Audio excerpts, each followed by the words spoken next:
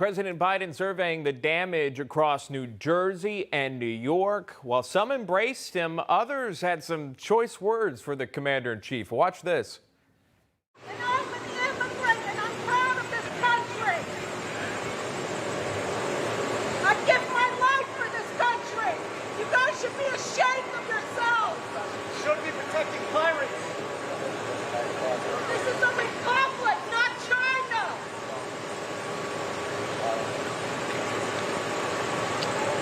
It's sad. It's sad that America has come to this. It's sad. All right, so here's RNC Chairwoman Ronna McDaniel joining us now. Ronna, good to see you, and thanks so much for coming on. Bottom line is that scrambled audio there are people unhappy with the president.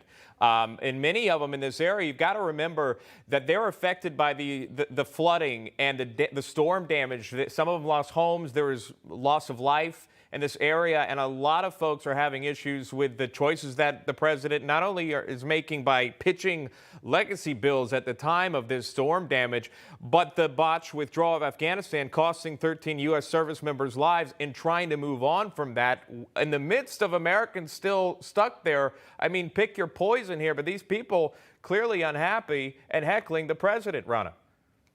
Well, maybe that's the only true feedback he's going to get is when he actually goes out and hears from the American people, because he's clearly in a cocoon in the White House and oblivious to the disaster that he has unleashed on America.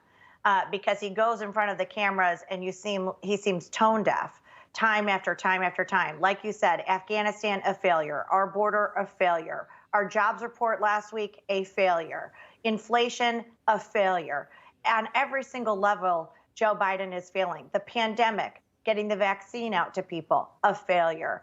And so those families just are articulating what so many Americans feel. And you know how we know it? We're seeing it in the poll numbers, which are diving to new lows for Joe Biden in terms of his approval. Yeah, Rasmussen actually put out a poll recently, too, kind of hitting on the point you're making. If you look at the total approval trend here, disapproval at 52%, the approval rating sitting at 47%. This as of yesterday from Rasmussen. A brand new poll shows 47% approval rate, and it continues to be where it is, though it was at its lowest there, it seems, right at August 31st, clearly.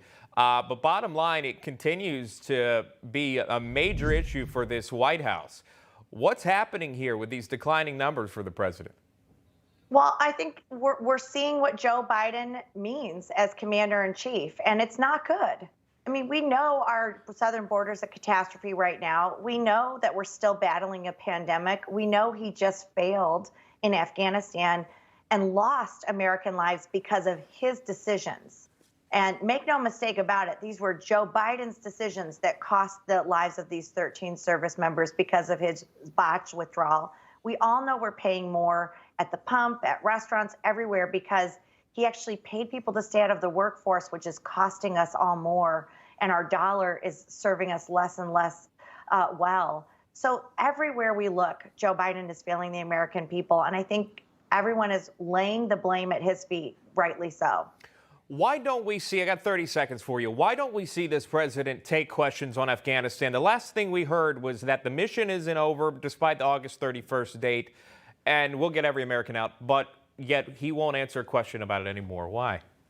He won't answer questions because he won't take accountability. Why did he pull out military men and women before civilians? Why did he abandon Bagram? He doesn't want to take accountability and show the American people the truth about the fact that he failed. That's why he doesn't want to take questions. Ronna McDaniel joining us live, RNC Chairwoman. So glad to have you here on this Wednesday. We appreciate you taking the time. Thank you so much. Thanks for having me. You got it. You just watched Newsmax TV, America's fastest growing cable news channel, now in more than 70 million homes. You can get Newsmax TV on your cable system or check your cable guide. And if your system doesn't carry Newsmax, call them, tell them you want Newsmax TV, because we're real news for real people.